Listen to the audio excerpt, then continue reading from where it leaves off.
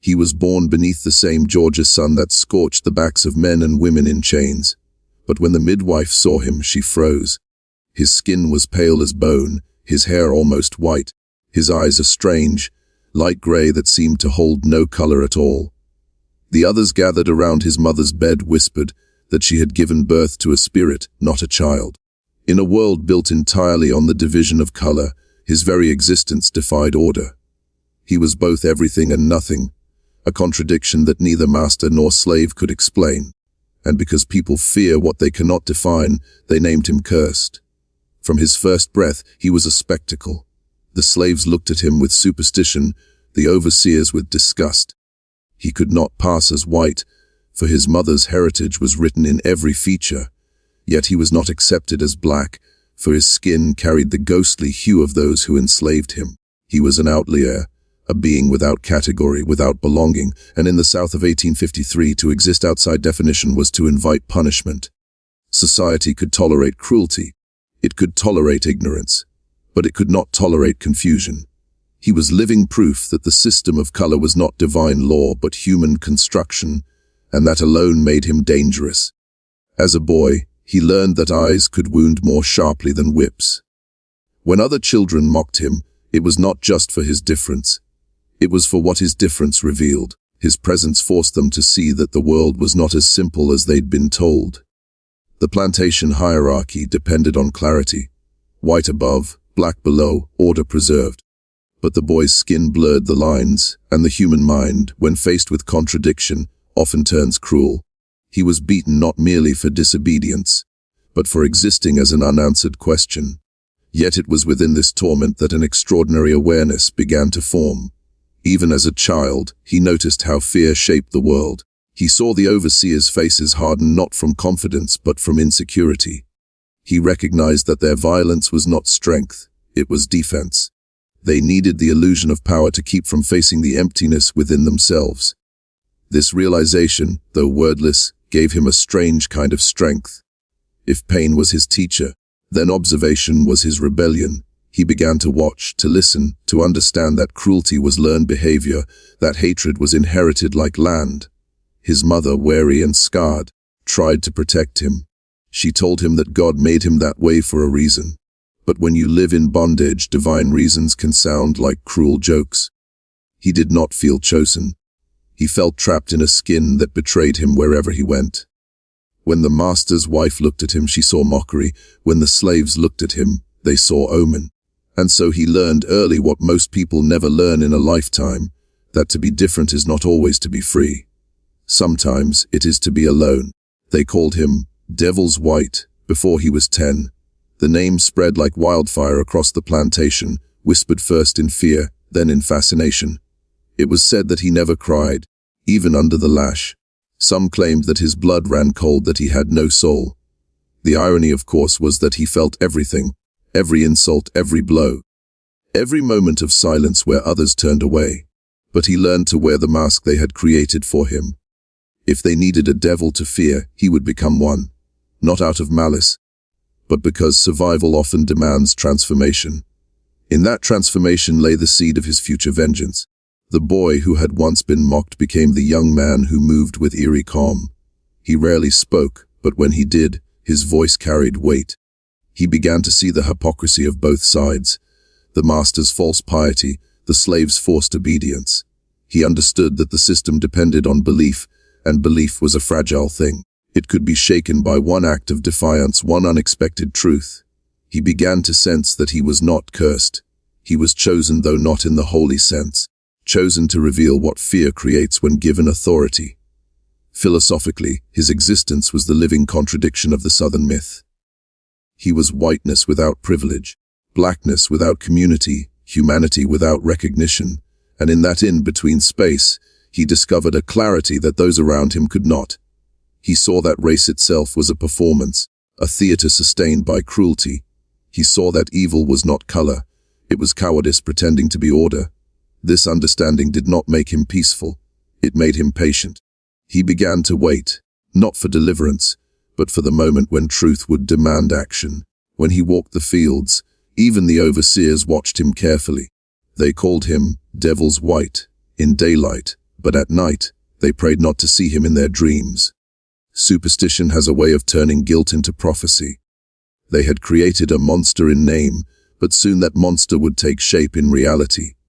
What they feared most was not his skin, it was the reflection of their own corruption in his eyes.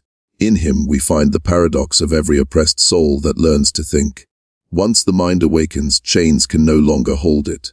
Once the heart understands the lie, silence becomes impossible. His difference, his cursed color, became the key that unlocked his awareness, and awareness, when born in pain, is a dangerous thing.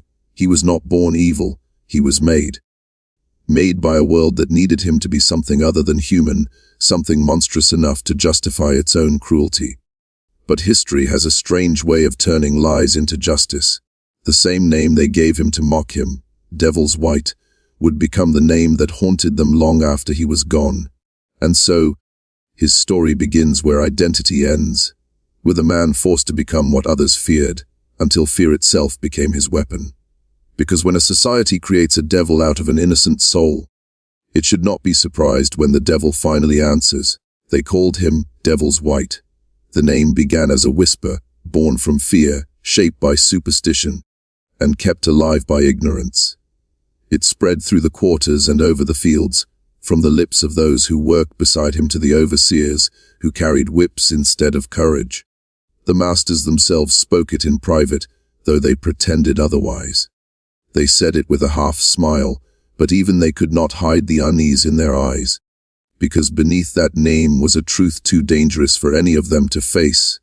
The boy they mocked and feared was a living contradiction to the world they had built. The plantation was a theater of power, and every role was already written.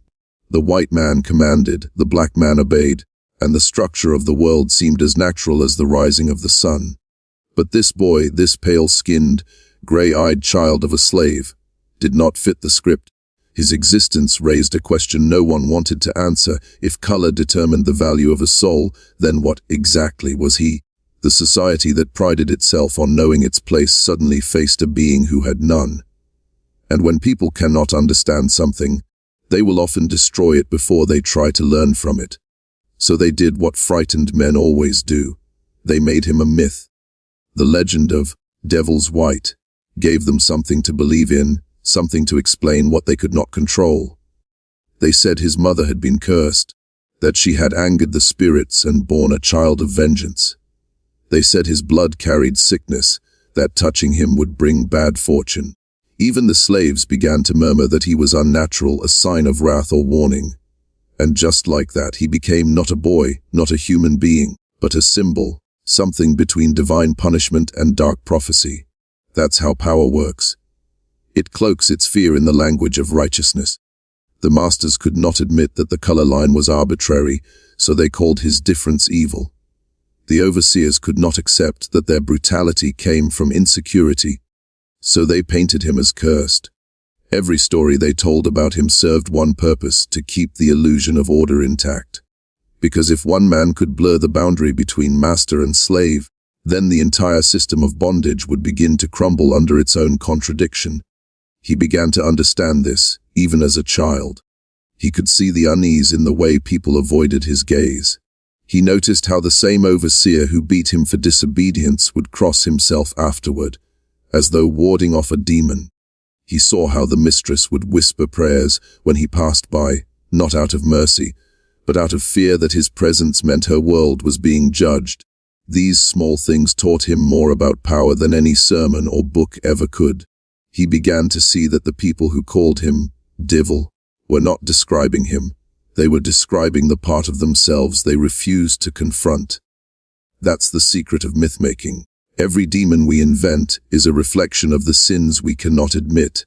They needed him to be cursed because that was easier than admitting they were cruel. They needed a devil because facing their own darkness was unbearable, and so they built their monster and named it after the boy whose only crime was being born different. But here's the thing about fear. It has a strange way of feeding the very thing it tries to destroy. Every story they told, every warning whispered in the dark, only made his legend grow. The slaves who feared him also began to see in him a strange kind of power. He was the one who could not be broken, the one who endured whippings that would have killed others. Some said the lash didn't draw blood on his skin. Others said he could look a man in the eye and make him tremble. The truth was simpler. He had learned that once you are made into a monster, pain loses its power to humiliate you. They had stripped him of his humanity, but in doing so, they had made him fearless. There is a moment in every oppressed life when fear shifts from the body to the soul. You stop fearing death and start fearing the loss of meaning. That's when rebellion begins, not always with a weapon, but with awareness. For Devil's White, awareness came through humiliation.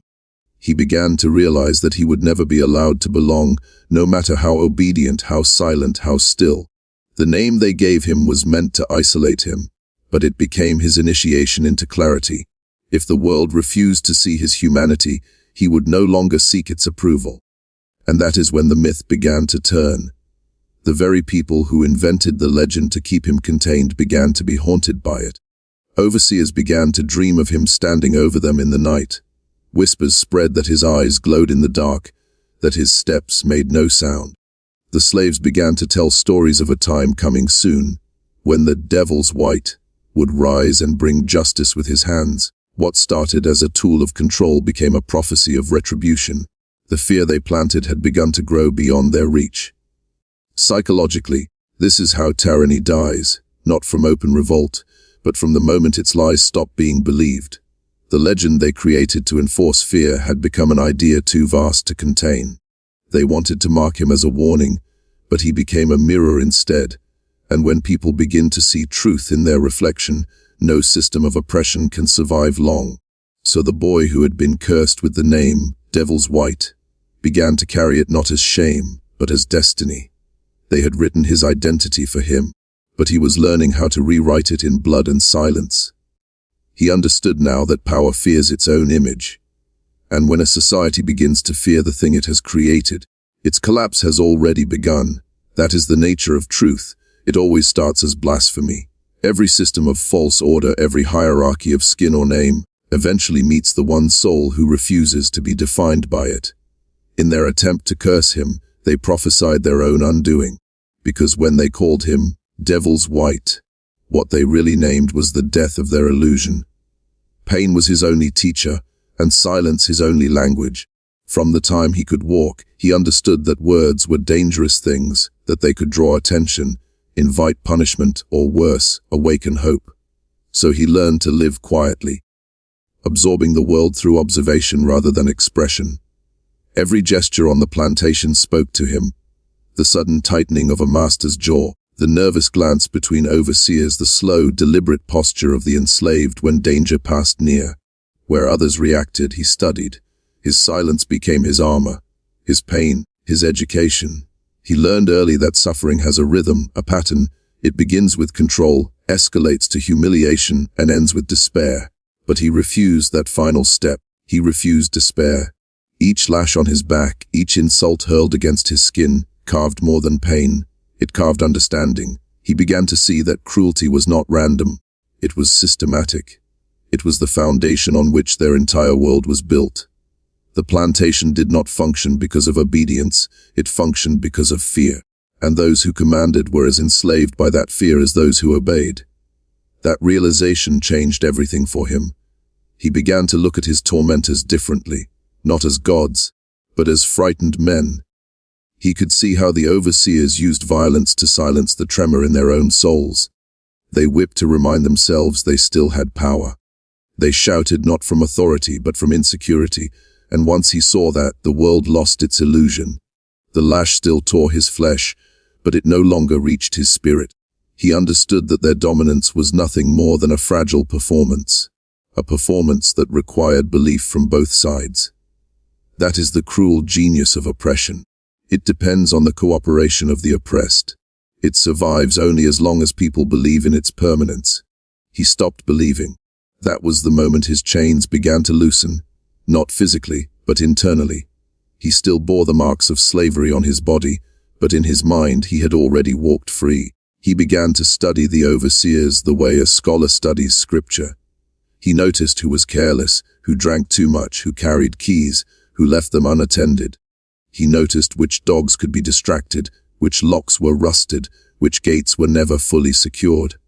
The others thought his silence meant submission, but it was strategy. Even the cruelest man underestimates the one who does not speak. His mother, before she died, had told him something he never forgot. She said, "Silence can be a kind of prayer, but it can also be a weapon. Know which one you're using." For years he didn't understand, but as he grew, he realized that silence could hold meaning deeper than words. It could protect truth until the right moment came to release it. The more he observed, the more he began to understand something even darker, that the masters themselves were prisoners of their own creation. They lived in constant fear of rebellion, of loss, of the very people they owned. They built walls not to keep others out, but to keep their fear in. The entire structure of slavery was a fortress against guilt, and when guilt builds a fortress, it always needs blood to keep it standing. He saw this clearly one night when an overseer, drunk and trembling, sat by the fire muttering about judgment. The man's hands shook as he spoke of nightmares, visions of white figures walking through the fields, the dead returning for vengeance. That's when he understood the full circle of fear. The same myths they had used to control him, the whispers of devils, curses, dark spirits, had turned back on them. Their cruelty had become their haunting. They could not sleep without seeing the eyes of the enslaved staring back through the dark. He realized then that power built on pain will always destroy itself. That hatred, when practiced long enough, becomes self-consuming. It eats away not only at the victim but at the perpetrator. And that knowledge gave him a strange kind of power. Not the kind that dominates, but the kind that understands. Because understanding is the first step toward control. The years passed and his body grew stronger, but his mind grew sharper still. He began to move with purpose, not rebellion yet, but readiness. The lessons of pain had turned into philosophy, and the philosophy had turned into clarity. He saw the world for what it was, a system of frightened men pretending to be gods, sustained by a lie so fragile it could shatter with one act of courage. That is the essence of awakening, when a man stops seeing himself as what the world calls him and starts seeing the world for what it truly is. Once that happens, there is no going back. He could no longer pretend to be what they wanted him to be. He could no longer find safety in silence alone. The time for observation was coming to an end. He had learned enough. And though no one yet knew it, the plantation was sitting atop the slow, burning fuse of his understanding. Every cruelty he had endured had not weakened him. It had disciplined him. Every insult had refined his focus. Every scar was a reminder, not of defeat, but of debt. It's a profound truth, isn't it? That pain, when borne without surrender, becomes knowledge, and knowledge, when held long enough, becomes power. He had no books, no teachers, no sermons. But he had seen the anatomy of tyranny up close. He had touched the heartbeat of fear that kept his oppressors alive. And when you touch the source of power, even once, you can never again see it as invincible. So he waited, not with bitterness, but with precision. He knew that rebellion without purpose is suicide. But rebellion born of understanding, of patience, of moral clarity, that is something far more dangerous. That is how revolutions begin, not with shouting, but with silence so deep it begins to echo. By the time 1853 arrived, his mind had already crossed a line the world could not erase. He was no longer their possession, not in spirit, not in identity. He had mastered the one lesson the masters themselves never could, that true power does not come from domination. It comes from self-control. And when that understanding ripens inside a man, even chains cannot hold him. Because the moment he realizes his captor is just another prisoner, the system begins to tremble. And tremble it would. For pain had taught him everything he needed to know, and silence had kept that knowledge sharp. The man they called Devil's White had not been broken by the whip. He had been shaped by it. And in that shaping, the overseers unknowingly forged the instrument of their own destruction. By the time the fourth overseer vanished, people on the plantation had stopped calling him by his name. They whispered instead, "Devil's White." They said it with trembling lips, half in awe, half in fear. Because by then, it wasn't just the man they feared. It was what he represented. He had become something larger than any single person. He had become the embodiment of what happens when a soul, once enslaved, decides that fear will no longer be its master. But before there was terror, there was transformation. His vengeance did not erupt suddenly. It grew quietly, like roots beneath the soil, nourished by years of humiliation, by the memory of a mother who was whipped to death, by the laughter of overseers who treated human suffering as entertainment. He never saw his acts as cruelty, though the world would later call them that. To him, it was symmetry, the balancing of scales that had been weighted by blood for too long. You see, what made him extraordinary wasn't the violence, it was the clarity behind it. His acts were not the chaos of rage, they were the precision of conscience. In his mind, the punishment wasn't for revenge but for revelation. Each overseer he captured and killed was a message carved into history that fear, once taught, can be unlearned, that even the most broken body can become the vessel of divine justice when the soul within it awakens. Many historians have struggled to understand him. They call him savage mad, possessed. But I tell you, madness belongs not to the oppressed, but to the oppressor who believes cruelty can last forever. What he did was not madness. It was the natural answer to centuries of madness imposed by others. There comes a point where pain stops being a wound and becomes a weapon. And when that moment arrives, the world trembles. He didn't strike blindly. Each overseer he targeted had a history with him, a name, a face, a sin. One had branded his shoulder when he was a boy. Another had tied his sister to a post in winter. The third had hunted runaways for sport. And the fourth, perhaps the cruelest, had laughed when his mother begged for mercy. To him, these men weren't individuals. They were fragments of a system that believed it could commit evil without consequence.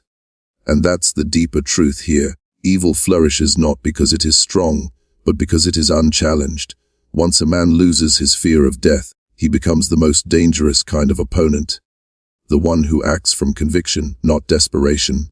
Devil's White, as they called him, had already died many times in spirit before he ever raised a blade.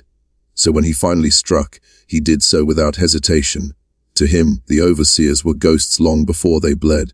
But there was something profoundly spiritual, almost sacred, in the way he moved through that darkness. He did not scream or boast. He did not revel in what he did. He worked with the calm of a man fulfilling duty. The slaves on the plantation began to whisper that God had sent him, that the Almighty had taken pity on their suffering and chosen the unlikeliest vessel, the pale, skinned outcast they once mocked, to deliver judgment. What they didn't realize was that he never saw himself as chosen. He was simply awake. And that's the most dangerous thing a man can be in a corrupt world: awake. Once you awaken to injustice, you cannot go back to ignorance. Once you see the architecture of cruelty, you cannot pretend not to see it. He had stared too long into the abyss to be fooled by gentler lies. The white masters feared him not because he killed, but because he exposed their illusion of control. They had built an empire on fear, and here was a man who walked through their fields without it. They had created a mythology of superiority, and here stood one of their own, an albino slave, who shattered that mythology simply by existing outside their reach. His pale skin had once been a mark of mockery, now it became the color of judgment. Think about that reversal for a moment. The very thing used to degrade him became his armor. His difference, once ridiculed, became his symbol. The one they called devil had become, in truth, their mirror, showing them the ugliness they had tried to deny. And that is what true reckoning looks like. It is not the destruction of one's enemies. It is the unveiling of one's own reflection in them. Some say he fled into the swamps after the 9th overseer fell. Others say he was captured and burned alive. But those are just endings written by frightened men. What matters is not how he died, but how he lived, and what his life revealed about the human spirit. He proved that even in a world designed to strip a person of dignity, there remains something untouchable inside the human soul, something that can endure chains, lashes, fire, and still choose to stand up and say, "No more." And that is where the story ceases to be just about him, because his defiance speaks across time. It asks each of us, what will you do when the system you live in demands your silence? What will you become when you are forced to choose between comfort and conscience? Will you look away, as the overseers did, or will you rise as he did? History often remembers the conquerors, but it is the rebels of conscience who changed the course of humanity. Devil's White was not a hero in the way textbooks define it. He was something far rarer, a man who saw the truth of his world and refused to live a lie within it. His actions were brutal, yes, but beneath the brutality lay a simple, eternal principle: justice delayed too long becomes justice reclaimed. And maybe that's the real message hidden in his story. Not vengeance, not rebellion, but awakening. The moment when a man decides that his soul will not participate in evil, even if it costs him everything. Because once the human spirit reaches that point, no chain can hold it, no fear can silence it, and no empire, however cruel, can survive it.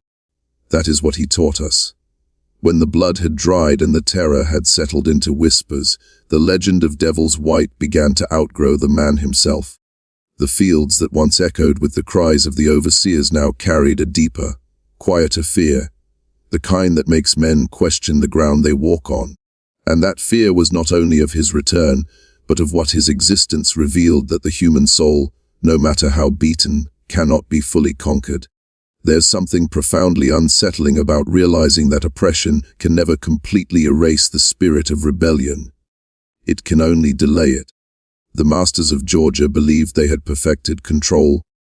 They believed that brutality could replace conscience, that fear could rewrite the human heart. But what Devil's White proved was that beneath centuries of pain, there still lived a pulse of resistance, small, silent, but eternal. And once that pulse finds its rhythm, once it begins to beat louder than fear, empires begin to crumble from the inside. The enslaved people did not rise overnight. They watched, they listened. They whispered his name not in terror anymore, but in reverence. They didn't speak of him as a man who had murdered. They spoke of him as one who had remembered.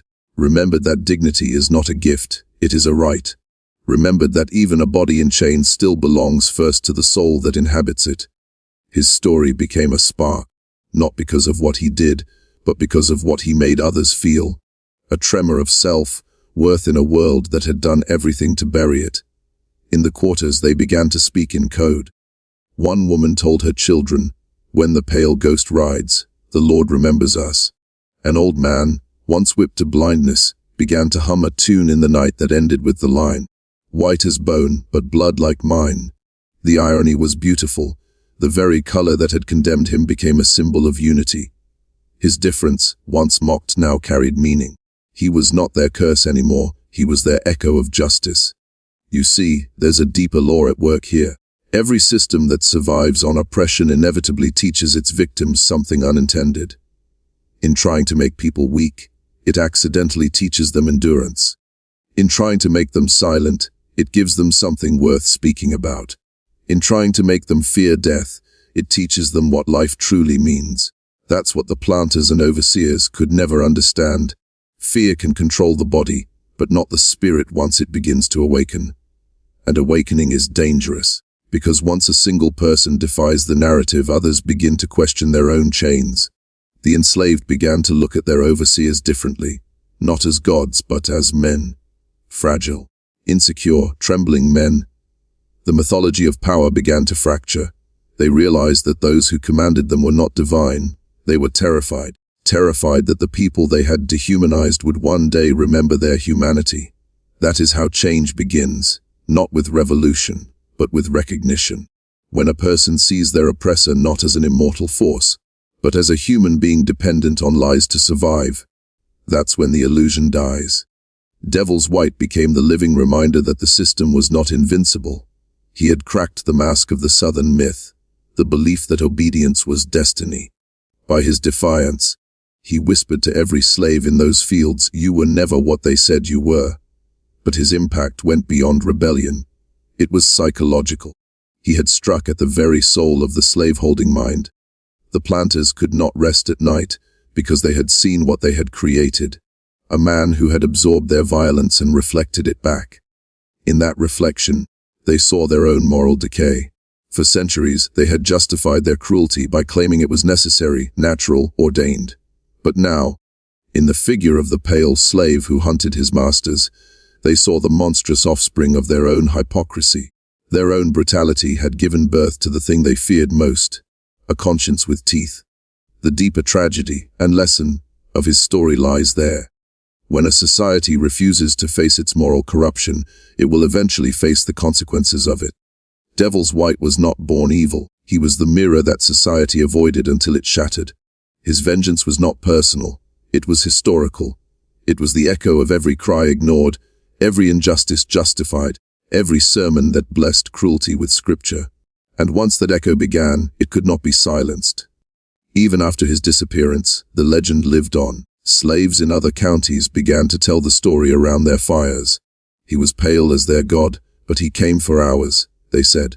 That one sentence, half myth, half truth, carried an entire philosophy.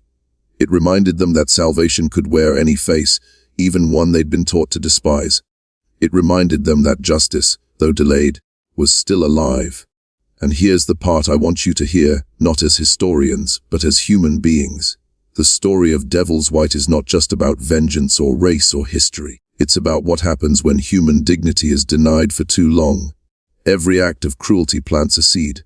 You can bury it, water it with silence, feed it with lies.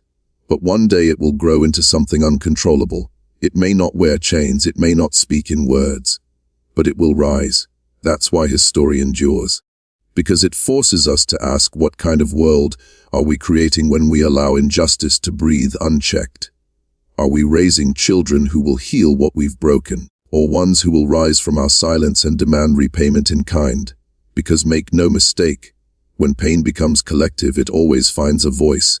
And sometimes, that voice doesn't come softly.